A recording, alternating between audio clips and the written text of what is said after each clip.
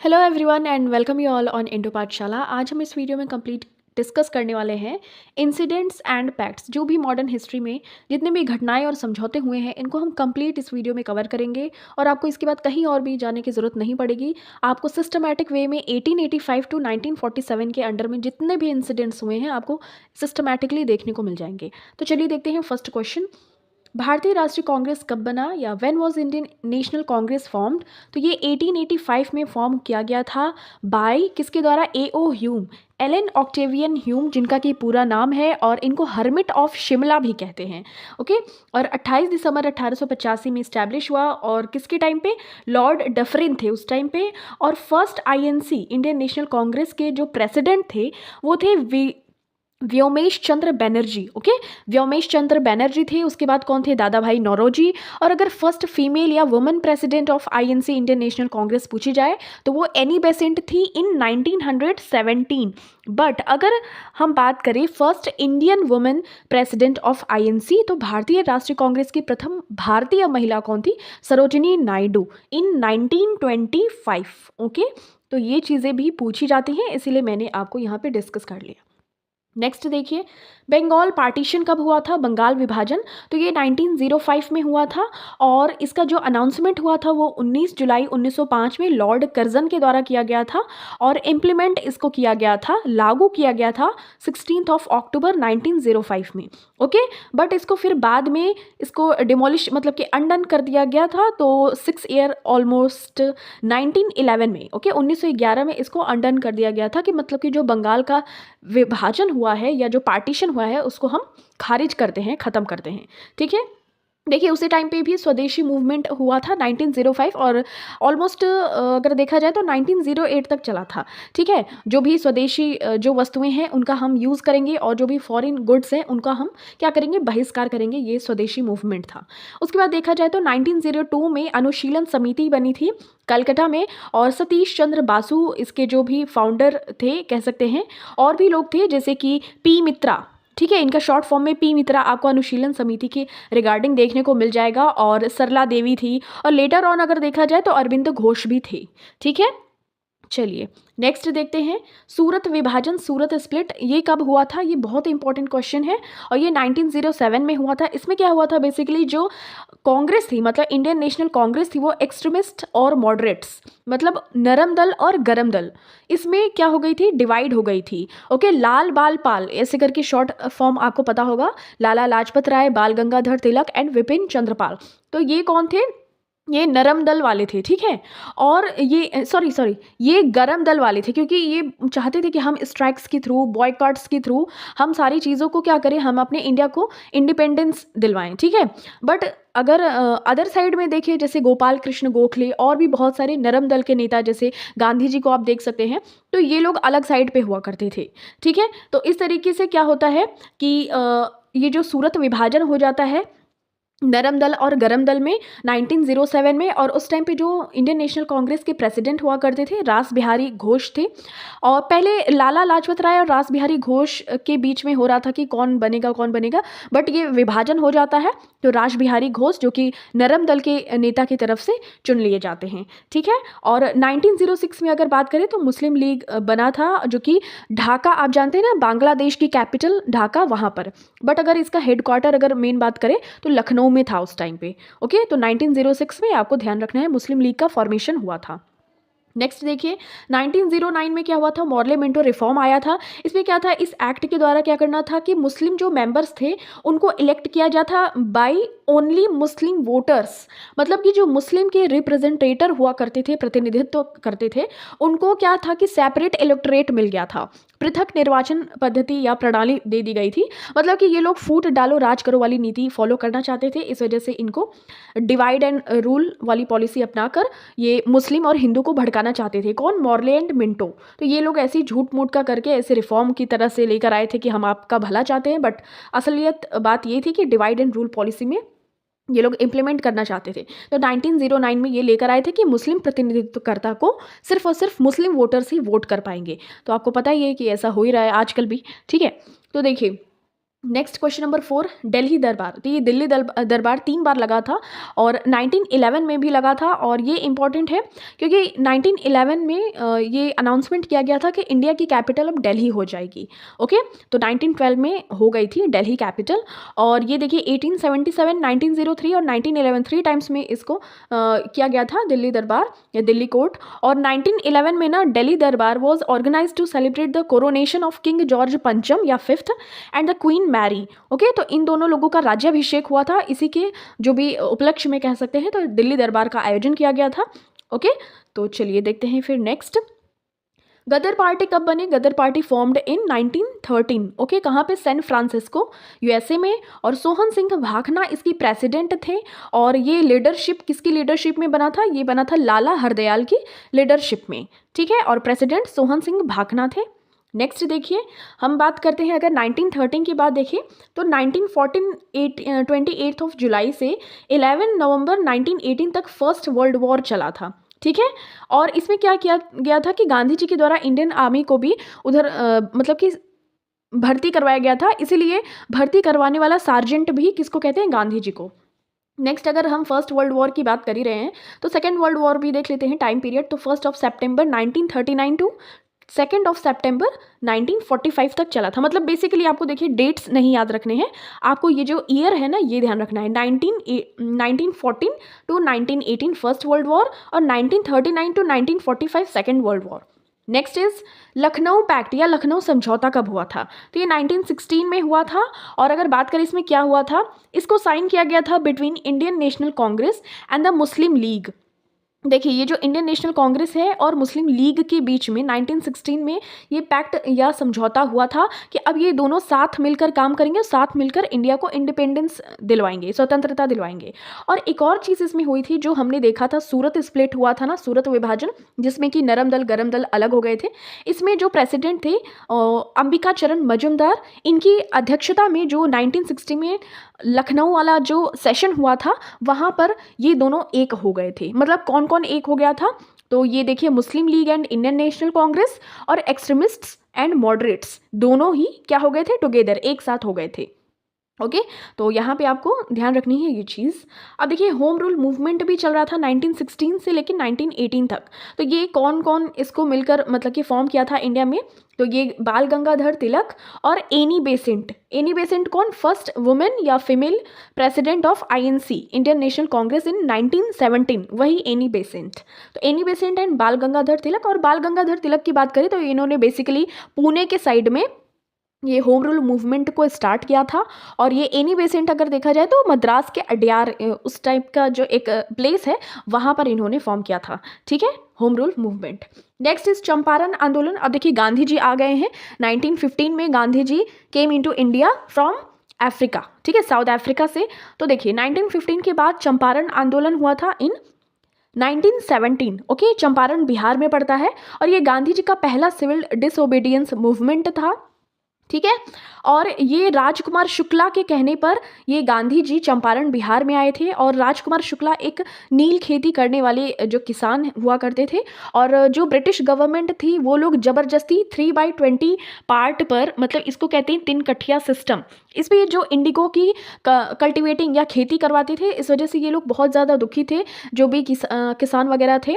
और इसी को रुकवाने के लिए गांधी जी से रिक्वेस्ट किया था राजकुमार शुक्ल ने कि to come in Bihar and आप प्लीज़ इसको, ये जो भी अपने तरीके हैं आपके मूवमेंट के द्वारा, इसको आप ख़त्म करिए। क्योंकि साउथ अफ्रीका में भी जो नस्लवाद है उसके खिलाफ गांधी जी ने आंदोलन बहुत सारे किए थे।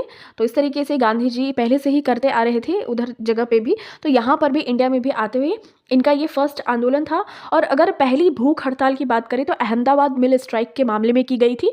और खेड़ा सत्याग्रह भी हुआ था, ये 1918 में हुआ था।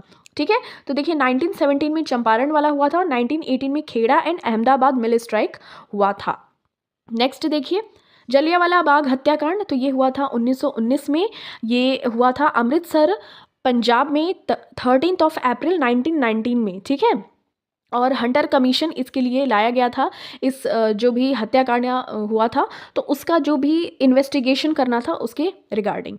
और देखिए रोलैट एक्ट भी 1919 में आया था। और ये न अपील न दलील वाला कानून था, इसको ब्लैक लॉ, काला कानून भी कहा जाता है। क्योंकि शक के बिना पर किसी को भी गिरफ्तार कर लेते थे, मतलब ना अपील ना दलील, कुछ भी नहीं चलता था। और खिलाफत मूवमेंट भी आया था। खिलाफत आंदोलन 1919 में क्या हुआ था कि जो तुर्क के खलीफा का पद था उसको समाप्त कर रहे थे कौन, ब्रिटिश लोग। इसके ही रिगार्डिंग बहुत सारे स्ट्राइक्स वगैरह हुए इंडिया में, और ओवरऑल अगर देखिए जितने भी मुस्लिम कम्युनिटी हैं उनके द्वारा, तो इसमें गांधी जी ने भी मुस्लिम का साथ दिया था। उसके बाद ही लेटर ऑन हम देखते हैं कि नॉन कोऑपरेशन असहयोग आंदोलन होता है, गांधी जी स्टार्ट करते हैं, जिसमें मुस्लिम लोगों ने गांधी जी का भी साथ दिया था। और मतलब कि अगर समाज के और भी जितने क्लासेस या वर्ग देखें, जैसे महिलाओं ने भी साथ दिया था, बच्चों बूढ़े सब ने, जो असहयोग आंदोलन था, मास मूवमेंट था, बहुत ज़्यादा लोगों ने साथ दिया था। ठीक है, तो आप बात करते हैं इधर, तो खिलाफत मूवमेंट 1919 में हुआ था। तुर्क में जो या तुर्की में जो खलीफा का पद था उसको ब्रिटिश लोग हटा रहे थे इसलिए। ओके, चलिए नेक्स्ट देखते हैं असहयोग आंदोलन कब शुरू हुआ। तो ये शुरू हुआ था 1920 में। ठीक है, और अगर बात करें ये सस्पेंड कब हुआ था, मतलब ख़त्म हुआ था 1922 में, क्योंकि चौरी चौरा एक घटना हुई थी वहाँ पे। इस वजह से अभी मैं आगे आपको डिस्कस करूँगी। और देखिए इंडियन नेशनल कांग्रेस इसको अप्रूव किया गया था। इंडियन नेशनल कांग्रेस ने नॉन कोऑपरेशन या असहयोग आंदोलन को एक स्पेशल सेशन हुआ था, जिसमें विशिष्ट या विशेष अधिवेशन कह सकते हैं, लाला लाजपत राय ने इसकी अध्यक्षता की थी कलकत्ता में, और ये सितंबर 1920 में इसको हेल्ड किया गया था। तो देखिए अगर बात करें नॉन कोऑपरेशन मूवमेंट की अप्रूवल की, तो इन 1920 कलकत्ता में हुआ था, बट इसको पास कब किया गया था ये रेजोल्यूशन, तो ये नागपुर के सेशन दिसंबर 1920 में पास किया गया था। अप्रूवल कलकत्ता सेशन में, और पास कब किया गया था, नागपुर सेशन 1920 में। ओके, नेक्स्ट देखिए चौरी चौरा आंदोलन कब हुआ था, ये 1922 4 फरवरी 1922 को हुआ था। गोरखपुर उत्तर प्रदेश में एक स्थान है, वहाँ पर पुलिस को बंद करके जो वहाँ पे आसपास के जो व्यक्ति जा रहे थे उनको क्या किया था, आग लगा दिया था। ठीक है, फायर कर दिया था, मतलब जो फायर सेट कर दिया था, जो पूरा जेल वगैरह था, थाना पूरा एक तरीके से कह सकते हैं, तो पुलिस वगैरह उसमें मर गए थे जलकर। तो इसीलिए असहयोग आंदोलन भी गांधी जी ने हटा दिया, मतलब कि उसको वापस ले लिया था। नेक्स्ट देखिए स्वराज पार्टी का गठन कब हुआ था, तो ये हुआ था 1923 में। किसके द्वारा हुआ था, मोतीलाल नेहरू और चित्तरंजन दास, जिनको कि हम देश बंधु के उपनाम से भी जानते हैं। इन दोनों लोगों के द्वारा 1 जनवरी 1923 को हुआ था। नेक्स्ट देखिए अगर यहाँ पे बात करें, बहुत अच्छी अच्छी लिस्ट है। काकोरी कॉन्स्पिरेसी, काकोरी षड्यंत्र या काकोरी ट्रेन एक्शन अब इसको कहते हैं, ये 9 अगस्त 1925 में हुआ था। एक संगठन है HRA, ठीक है, हिंदुस्तान रिपब्लिकन एसोसिएशन, इसके द्वारा ही ये जो काकोरी षड्यंत्र है या फिर जो काकोरी ट्रेन डकैती है इसको दिया गया था या किया गया था, ताकि जो अगर आप बात करें 8,000 तक का अमाउंट या शायद उससे ज़्यादा तक का अमाउंट यहाँ से इसको ट्रेन से लूटना था, ताकि जो ये सारी फंडिंग के माध्यम से ये लोग क्या कर सके, जो भी मूवमेंट अपने जो है आगे फॉलो अप कर सके। ठीक है, चलिए नेक्स्ट देखते हैं नौजवान भारत सभा, ये आई गेस भगत सिंह के द्वारा इसको इस्टेब्लिश किया गया था या बनाया गया था, फॉर्म किया गया था 1926 में। ठीक है, नेक्स्ट देखिए हिंदुस्तान सोशलिस्ट रिपब्लिकन आर्मी, तो ये एसोसिएशन था, ये HSRA इसको जानते हैं। ये 1928 में फिरोज शाह कोटला, जो कि एक मैदान है न्यू दिल्ली में, वहाँ पे बनाया गया था। मतलब इसको ये जो HSRA है इसको इस्टेब्लिश किया गया था बाय चंद्रशेखर आज़ाद। चंद्रशेखर आज़ाद की मृत्यु अगर पूछी जाए तो वो इलाहाबाद के अल्फ्रेड पार्क में हुई थी। उन्होंने खुद को ही क्या किया था, शूट कर लिया था, गोली मार ली थी। ठीक है, तो बात करते हैं अब अगर HSRA की, तो चंद्रशेखर आज़ाद के द्वारा भगत सिंह और सुखदेव थापर एंड अदर्स, इनके द्वारा इस्टेब्लिश किया गया था HSRA को। ठीक है, अब देखिए अगर बात करते हैं 1928 का टाइम चल रहा है, तो साइमन कमीशन आया था भारत में 1928। वाइट मैन कमीशन भी इसको कहते हैं, क्योंकि इसमें सारे जो क्या थे, इंग्लिश मैन थे। ठीक है, इंडियन एक भी नहीं था। और पूर्ण स्वराज लाहौर सेशन, तो ये हुआ था 1929 में, और जवाहरलाल नेहरू इसके उस टाइम पे प्रेसिडेंट थे, अध्यक्षता कर रहे थे। और ये साइमन कमीशन के विरोध में ही, अगेंस्ट में आके लाला लाजपत राय की डेथ हो गई थी, क्योंकि उन पे लाठियां इतनी ज़्यादा बरसाई गई थी कि इस वजह से उनकी डेथ हो गई थी, क्योंकि ये बस उनके विरोध कर रहे थे इस वजह से। ठीक है, और इन्हीं का बदला लेने के लिए जो भगत सिंह हैं, इन्होंने बटुकेश्वर दत्त के साथ मिलकर एक बम प्लान किया था, लेकिन उससे कुछ किसी को होना नहीं था, वो सिर्फ अपनी बात सुनवाने के लिए कर रहे थे ऐसी कोशिश। और भगत सिंह लाला लाजपत राय को अपना रोल मॉडल मानते थे, इस वजह से आप कह सकते हैं कि वो उनका एक तरीके से बदला लेने के लिए वो ऐसा बम प्लान करते हैं बटुकेश्वर दत्त के साथ। ठीक है, चलिए देखते हैं नेक्स्ट। यहाँ पे देखिए, the draft constitution prepared by the committee was called the Nehru committee. तो नेहरू रिपोर्ट भी आई हुई थी 28 अगस्त 1928 में। तो उसी के पैरेलल ये सारी घटनाएं चल रही हैं, इंसिडेंट्स चल रहे हैं, तो आपको ध्यान रखना है। ठीक है, नेहरू रिपोर्ट 28 अगस्त 1928 में आई हुई थी। और अगर बात करें कि मुस्लिम लीग ने अपना एक सेशन हेल्ड किया था 28 मार्च 1929 को, कहाँ पे? यहाँ पे इन्होंने, ये जो मोहम्मद अली जिन्ना है, इन्होंने अपनी 14 सूत्री मांगों को क्या किया था? प्रपोजल दिया था। तो ये दिल्ली में हुआ था। 14 सूत्री मांग जिन्ना ने कब दिया था? तो 1929 में दिया था। ओके, लाहौर सेशन भी इस टाइम पे हुआ था जवाहरलाल नेहरू की अध्यक्षता में। ओके, चलिए देखते हैं नेक्स्ट, सिविल डिसओबीडियंस मूवमेंट। तो ये कब हुआ था? ये हुआ था आपका 1930 में। ओके, ये क्या था? सविनय अवज्ञा आंदोलन हुआ था। ये लार्ज ग्रुप ऑफ पीपल, बहुत सारे लोग थे। ठीक है, ये साबरमती आश्रम से निकले थे 12 मार्च 1930 को और दांडी तक। और ये एक कोस्टल विलेज है। कहाँ पे? गुजरात में। एक तटीय, अगर बात करें समुद्र के तट पर एक ये विलेज है गुजरात में। और जब ये लोग दांडी पहुँच गए तो वहाँ पर इन्होंने सॉल्ट बनाया, नमक बनाया, ताकि जो भी लॉ है ब्रिटिशर्स के द्वारा बनाया गया उसको ब्रोक कर सके, उसको तोड़ सके। और वहाँ पे नमक बनाकर एक्सट्रैक्ट करके वाटर से, तो ये इन लोगों ने नमक कानून को तोड़ दिया। तो इसी को कहते हैं क्या बोलते हैं? नमक कानून तोड़ना। और उसके बाद इन्होंने वहीं से, गांधी जी ने वहीं से सिविल डिसओबीडियंस मूवमेंट 1930 में स्टार्ट किया था, सविनय अवज्ञा आंदोलन को। ओके, तो चलिए नेक्स्ट देखते हैं। देखिए, मैंने आपको बताया था ना कि भगत सिंह और बटुकेश्वर दत्त ने एक बॉम्ब प्लान किया था central legislative assembly at Delhi में। बट यहाँ पे किसी को कुछ होता नहीं है, किसी को कोई हार्म नहीं होता है। ये 8 अप्रैल 1929 की बात है। नेक्स्ट देखिए, चितगांव आर्मरी रेड होता है, ये सूर्य सेन के द्वारा होता है और ये 1930 में होता है। 18 अप्रैल 1930 में चितगांव शस्त्रागार वाला केस जो होता है, ये बांग्लादेश में ये प्लेस पड़ता है वहाँ पे। नेक्स्ट देखिए, अगर बात करें भगत सिंह, राजगुरु और सुखदेव को हैंग टू डेथ, फांसी की सज़ा कब मिली थी? तो ये 23 मार्च 1931 लाहौर के जेल में मिली थी। और अगर बात करें, पूछता है कि भगत सिंह उस टाइम पे एक बुक पढ़ रहे थे, तो उनकी पेज कितनी बची थे? तो 4 पन्ने सिर्फ बचे थे, उनको वो पढ़ना था। तो क्या होता है कि वो पढ़ नहीं पाते, उनकी लास्ट विश रह जाती है। और अगर बात करें, एक वो रशियन लेनिन को फॉलो किया करते थे। ठीक है, भगत सिंह इनकलाब जिंदाबाद का नारा दिया था उन्होंने। और 23 मार्च को शहीद दिवस भी मनाते हैं, मार्टियर्स डे। ठीक है, तो चलिए नेक्स्ट देखते हैं, गांधी इरविन पैक्ट। तो ये कब हुआ था? ये हुआ था आपका 1931 में। और ये second round table conference London में होने वाला था, तो उसके पहले में हुआ था 5 मार्च 1931। नेक्स्ट देखिए, पूना पैक्ट कब हुआ था? तो ये हुआ था 1932 में। और किसके बीच हुआ था? तो ये हुआ था 24 सितंबर 1932 और महात्मा गांधी और भीमराव अंबेडकर के बीच में हुआ था, यरवदा सेंट्रल जेल पुणे में। ठीक है, चलिए नेक्स्ट देखते हैं। राउंड टेबल कॉन्फ्रेंस हुए थे और इसमें तीनों राउंड टेबल कॉन्फ्रेंस में भीमराव अंबेडकर और तेज बहादुर सप्रू इन दोनों लोगों ने तीनों राउंड टेबल कॉन्फ्रेंस में पार्टिसिपेट किया था।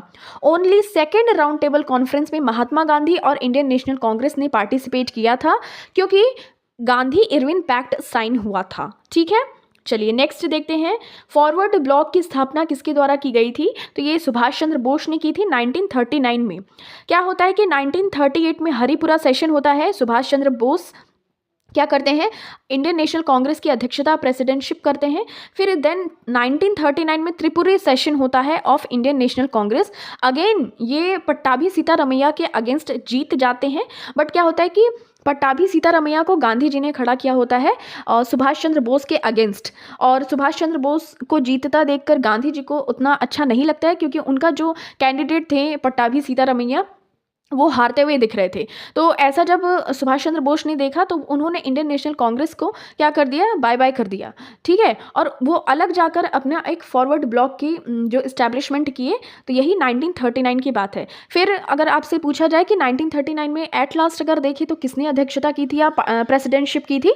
तो राजेंद्र प्रसाद, डॉक्टर राजेंद्र प्रसाद, जो फर्स्ट प्रेसिडेंट भी बने थे इंडिया के, उन्होंने फिर इसकी अध्यक्षता की थी, ठीक है। और पट्टाभी सीतारमैया की बात करें तो इंडिपेंडेंस के बाद, हमारी भारत की स्वतंत्रता के बाद पहले अगर अध्यक्ष कांग्रेस के पूछे जाए तो वो थे पट्टाभी सीतारमैया। और उसके जस्ट पहले कौन थे?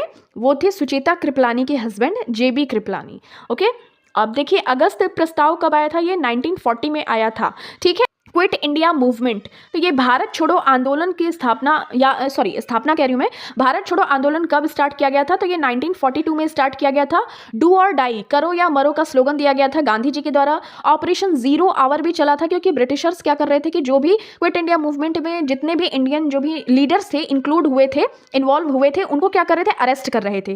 तो यही ऑपरेशन जीरो आवर चला था। और ये बॉम्बे सेशन में डिसाइड किया गया था कि क्विट इंडिया मूवमेंट हम लोग स्टार्ट करेंगे, भारत छोड़ो आंदोलन।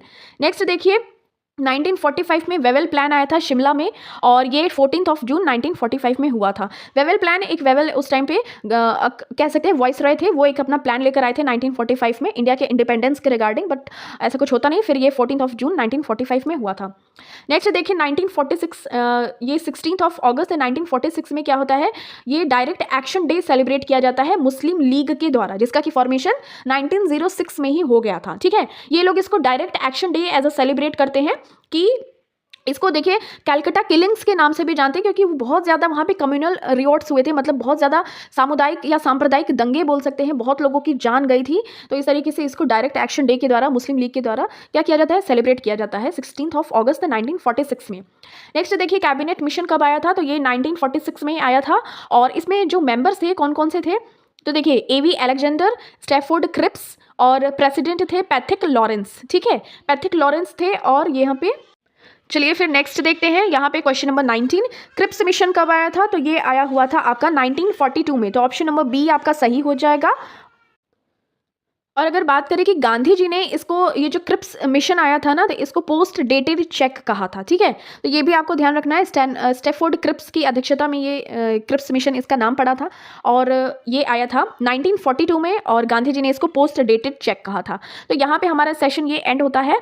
और उसके बाद हमने देखा ये सारा 1946 तक हमने देखा, जो हमारा कैबिनेट मिशन तक आया था। और अब आपको ये क्वेश्चन कमेंट सेक्शन में आंसर करना है। This question is for you, Mountbatten plan कब आया था? माउंटबेटन योजना। Okay, thank you so much for watching this. मिलते हैं आपसे नेक्स्ट वीडियो में। टिल दिन अपना खूब सारा ध्यान रखिए।